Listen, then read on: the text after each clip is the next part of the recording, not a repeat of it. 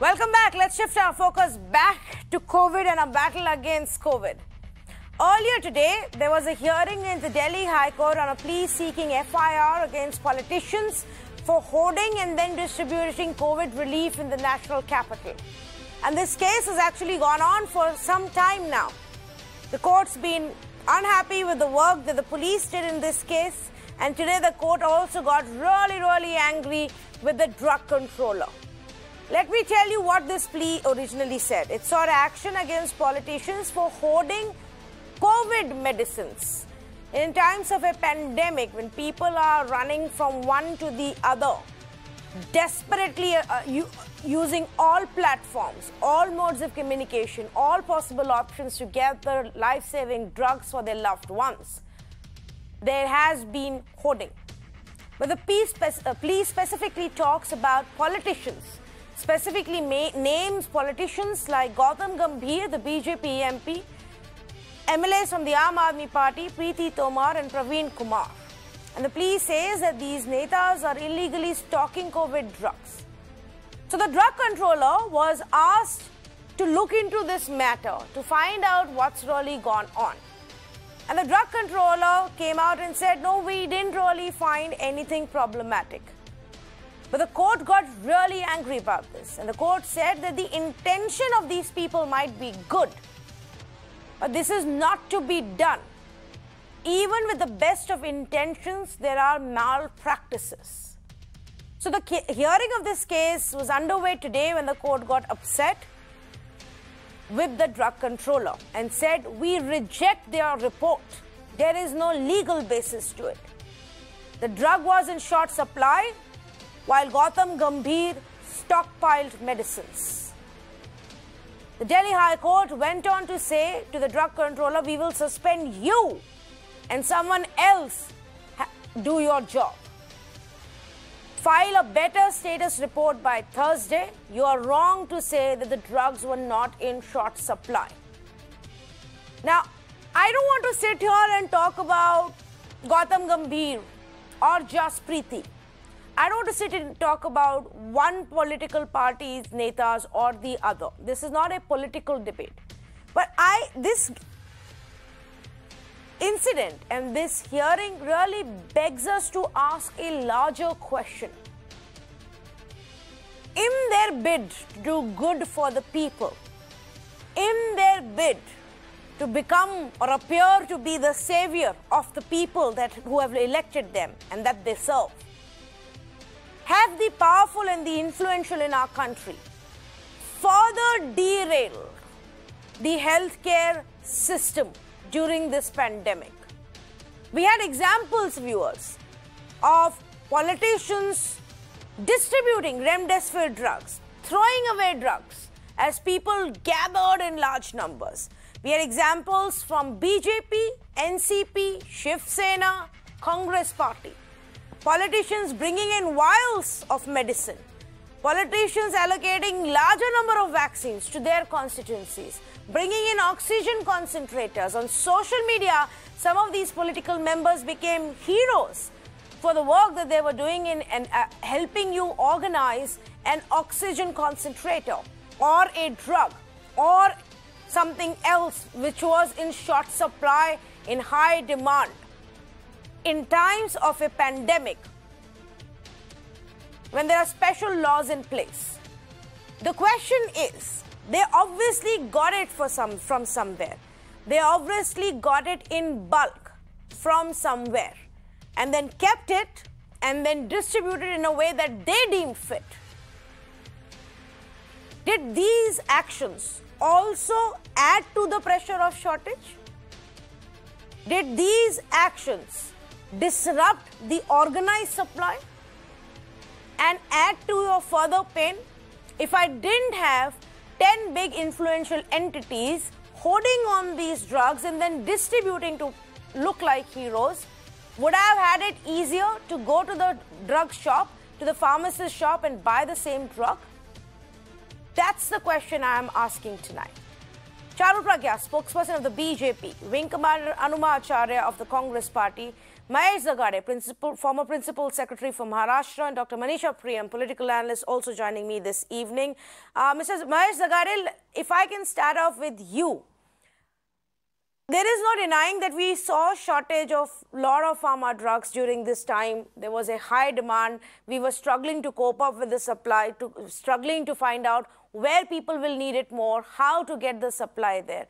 But do you believe that over-enthusiastic politicians, ordering the manufacturers or the local dealers to send large stocks to them actually further added to the problem? Tanmay, it is like this. This is nothing to do with the politicians. It is the anarchy in regulatory mechanism.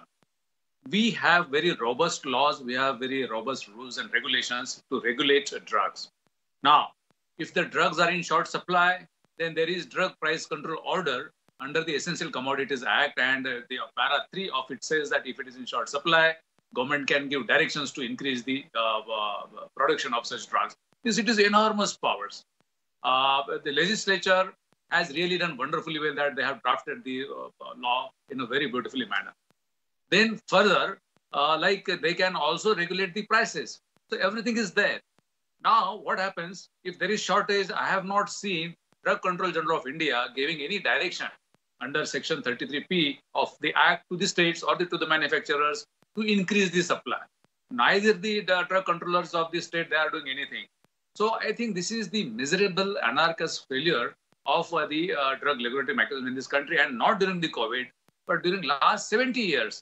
I was a commissioner for FDA, and I had seen that most of the sections which are patient-centric are not getting implemented. And the mechanism is completely rusted, and therefore these things happen. Now, what these politicians are doing, they are definitely, in fact, they want their citizens, their voters to be safe. Now, what is the way? Politicians should have gone to the regulators and asked them to do something under the statute to increase the supply and the proper distribution. Now, if you see that, what is the proper supply? Manufacturers manufacture these drugs under the license, then they sell it to the distributors, and distributors further sell it to the retailers and or the doctors or hospitals. Now, this is where the weak link is there. The regulators are very weak. In fact, the pharma giants and especially the associations of wholesalers, especially All India Chemists and Druggist Associations kind of associations, they have overpowering mechanism over the regulators. And regulator is absent in this country, let me tell you, and let me confess before the country, regulator is absent, not during COVID, but most of the times. And this I had raised in the Drug Consultative Committee 46th meeting in Delhi when the meeting was held. But unfortunately, and I told them that how the entire regulatory system is weakened and how much we should really implement it. The question is about just implementation. Now I'll come to the last issue about whether Mr. Gambhir or any other politician has done it. They will do it, but then the courts have to intervene. That it itself indicates that the regulator at the national level, the state level, they have failed in this thing. And now they're talking about the suspension and all that. I think it should not go to that level. What the secretaries sitting in the secretariat of the national government and the state government, they are doing. They must see that what is happening. They are not like away from the public or away from the situation that has arisen in this country. There are enough laws. I don't understand. I fail to understand why these laws are not getting implemented. If they are not getting implemented, and therefore politicians have to move in. Yes. Because of this. Okay, so you are saying that because the system is so broken, because the system just doesn't function and the drug controller, the drug regulator doesn't do their job, the politicians or anybody else who has the bandwidth, anybody else who has the power or the money or the reach to be able to step in, they will step in. Now, the court says that in an attempt, Charu Pragya, to appear as a savior, you are further breaking the system. What you are doing is not acceptable. This shouldn't be acceptable at all, especially when the drug is in short supply.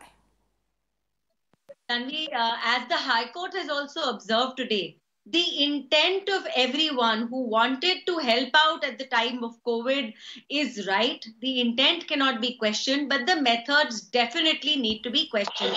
But this matter is sub judice. And Gautam Gambhirji has also given his entire explanation to the High Court. But I have a few points to mention here, and these are very important, because when we talk about a leader such as Gautam Gambhir distributing FabiFlu free of cost, and FabiFlu was not a medicine which needed to be requisitioned from the hospital directly. It was a medicine which, on a proper prescription, could be purchased from a pharmacist. What happens to those people who were actually giving out things like remdesivir injections, which was under strict regulation, which couldn't even be purchased at a regular pharmacy shop? So those people also need to be pulled up, and pulled up in a very strict manner, because if there is a law in place, if there are drug controllers in place, then how is it possible that this injection was available outside of the hospital in any case? What Gautamji has done is he has ensured that every single strip of FabiFlu that he has given out was, one, purchased on check, so there was no underhanded dealing. Two, it was not a medicine which needed to be requisitioned directly from the hospital. And three, he has collected prescriptions of valid doctors and hospitals and Aadhaar cards of every single patient he's helped. And not just that, he has taken things further and helped with oxygen concentrators and so on and so forth. I want to also question the drug controllers who were not available to even answer calls. I live in the city of Delhi. Our government of Delhi, had issued a list of drug controllers for various regions and areas in Delhi. I was a part of the team which was doing relief work. Trust me, in the entire time that we were under critical crisis, not one phone call was answered by these drug controllers. And that is the problem which we need to address before addressing anything else. Whatever the High Court decides, Gautamji is going to accept it, because we are not going to question a decision which is taken by our very own High Court. We respect that decision. But at the same time, we have to check people who allowed hospital beds to be sold for 5 lakhs a bed. We have to check people who allowed remdesivir to be black marketed for 30, 40, 50, 60,000 rupees per vial. Actually, MRP was 2,000 rupees. That has to be looked into too. Right. Okay. Fair enough. So, and like I said, I'm not going to get into one single case. I think it's the largest systemic problem that I want to talk about. Manisha Priyam, there were examples from state after state, cutting across party lines, of politicians who were distributing remdesivir. Now, when we were trying to, run from one corner to the other, calling up 20,000 chemists and dealers to get the prescribed drug, they were, appearing as saviors by distributing these, whether for free or at a cost, doesn't matter. Do you think that because the system is broken, it's okay for the politicians to do this, or are they adding to the problem by helping? No, you have to understand that this is not a battle between FabiFlu and remdesivir, nor is it a battle between who distributed what. You have to understand that medicines are chemicals, and introducing medicines into the body of a patient is treating us in a way in which chemical changes are introduced. We offer our bodies for controlled trials of medicines. So can anybody, whether it is FabiFlu, remdesivir, anything like that, these politicians, all of them could have gone to families that were unwell, could have helped people access hospitals, could have used the funds discretionary with MPs to build large hospitals, could have recruited doctors. But how can you keep FabiFlu or remdesivir or anything and say, I am distributing this for charity? It is not charity by definition. It's a chemical, goddammit. Each one has contraindicators. It cannot be given to you. Something can suit someone, something doesn't suit someone. Now, I don't know whether remdesivir suits me or FabiFlu suits me or ivermectin suits me. And for those who are talking about as if it's a battle between FabiFlu and remdesivir, let me take you to lockdown 1. Then there was a medicine called HCQS. Who announced where? Mr. Trump there, and here HCQS. And I still remember that just on the evening of the lockdown, we had gone to chemist shops opposite AIIMS, and we were picking up the normal things like oximeters. We were asked to keep oximeters. We needed to have electrol. which is, you need to keep yourself hydrogenated with essential salts. And we saw that there were politicians who were taking strips after strips. And we were told, I will not, because I'm not a politician, I will not tell you. But should any one of your panelists want to ask me in private, I will tell you the name and constituency that we were told. And I was aghast then. And I kept saying that, look, it's not proven, etc. But I was a fool. Now, I can tell you that had our politicians said that, okay, I am going to every death, I'm going to come and, organize the funerals, or I'm going to look after the children, I'm going to build hospitals. If nothing else, I'm going to look for, doctors who can manage all this. I can tell you even things like oxygen cylinders, managing them at home has been very difficult. So if the politicians had helped with getting the right people who are the doctors or the trained nurses and helping people get to prescriptions, I would have understood this. Had the politicians organized large teleconsultations where patients could have asked doctors even on television screens, doctors need to be held responsible for what they prescribe. Yeah. How can a politician come and distribute? And you are trying to tell me it's a battle between FabiFlu and Remdesivir? I am telling you it's a battle that precedes all this. Yes. And before history began, there's a HCQS, right? Why were members of parliament buying these things from chemists opposite aims? These are difficult things to understand.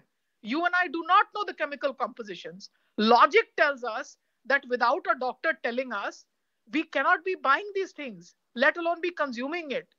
Concentrator, I can understand. Oxygen cylinder, I can understand. Food, I can understand. Care, I can understand. Support for those widowed or bereaved children, orphans, meals, I can understand. Ambulance, I can understand. A lot of MPs have given ambulances for patients to be transported. But tablets? Why? Yes. Why? Yes. Why? Charu Pragya wants to respond to that. Why?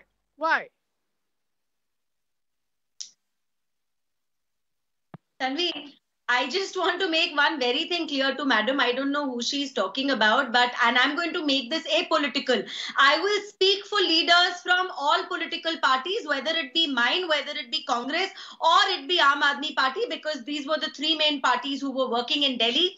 I don't think, madam, any politician did the whole thing of prescribing medicines to anyone. So let's not spread misinformation. Anyone who tried to help with locating a medicine, hoarding is a different thing altogether, which is a different debate altogether. Nobody sent out medicines without ensuring that there was a valid prescription in place. And but why did they have these medicines in the first place, Charu? They are not dealers or pharmacists or manufacturers. So isn't that hoarding? Sorry, I missed your question. Why did they have these medicines in the first place? They are not the dealers, they are not the pharmacists, they are not the manufacturers. So isn't it hoarding then? Absolutely, and that is exactly what I questioned when I made my opening remarks, Tanvi, because certain things like oxygen were available for the people, should have been kept available for people, but there were politicians found who were hoarding this. Now, if you want to really help people, maybe you could have helped people by keeping a list of places ready which had supply. You could tell them. No, I'm asking you across the board. I am asking you oxygen concentrators. I'm asking you about drugs, whether it was FabiFlu or Remdesivir, any of it, all of it, whatever was in high demand and in short supply. Why is it that somebody in the middle of who's not in the organized chain, who should not be there, has it? So there is a lot of difference. It's madam says that there is no war between Remdesivir and FabiFlu. There's no war, but there is a difference in the way which both these medicines can be acquired by the public. One needs you to go strictly from the hospital route. There is a requisition form which needs to be filled. The medicine can only be supplied to that hospital. So anyone outside who comes up with a vial of this injection needs to be questioned more, rather than somebody who can get a over-the-counter drug with a valid prescription. Okay. So let me just. Tanvi, okay. I want to add in here. Tanvi, yes. You are letting this young lady go scot-free. This is no misinformation. Please tell her that we keep track of all political parties. And let me tell her a very good program by the BJP in Karnataka. These are called Modi Angdis. And they distribute generics of medicines. And I can tell you that very good medicinal Aushadh initiatives have been taken by the BJP. And we are not people who take sides in these debates. Yes. We can spread it from anywhere to anywhere. A wrong is a wrong, madam. There is no misinformation on this. No, you can check out how Modi Angadis work, and you can see that your party knows how to do systematic distribution of medicines to the underprivileged. The Modi Angadis work so well that even people from the upper middle class who are retired and pensioners, they like to go to what is called Modi Angadis and get their medicines. I saw this as a very important reason why your party did very well in the assembly. About misinformation, no politician, no member of parliament can distribute chemical drugs. Sorry about this. And this is not a misinformation. No. So I think her point was whether there was a prescription or... You cannot tell me that I'm misinforming anybody right. here. No, I think her point was whether there is prescription or no prescription. Let me add to what you're saying, Manisha Prayam, and let me also list out other instances. Youth Congress volunteers supplying oxygen cylinders became a huge story when they supplied it to the New Zealand and the Philippines missions, and the centre said the incident is unsolicited supply. Congress leader Vijendra Mavi was arrested in Faridabad with 50 oxygen cylinders at his house that he had hidden. Gujarat BJP President Surat MLA was served notices by the High Court accused of hoarding, distributing remdesivir at the BJP office. So while I know Charu Pragya is trying to specifically speak about Delhi and maybe defend Gautam Gambhir, across party lines, Charu, even remdesivir was distributed. Former BJP MLA from Nandurbar distributed 1,500 vials of remdesivir.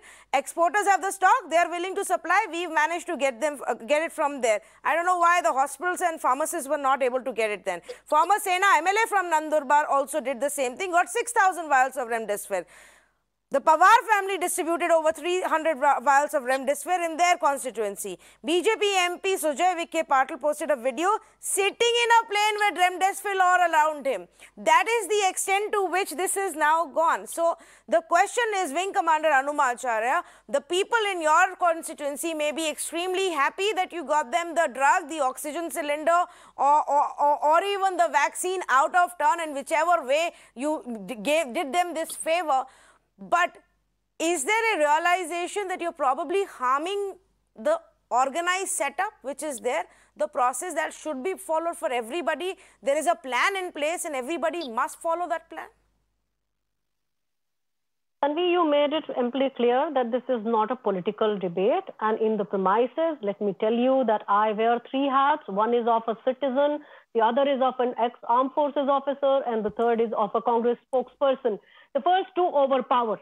But here all I have to say that we do not approve Khan Chacha owner to hoard oxygen concentrators, and we find that he was doing it for profit. At the same time, this was done by Mr. Gautam Gambhir for publicity, because he wanted to give it to people who are his own, or he considers of his own constituency.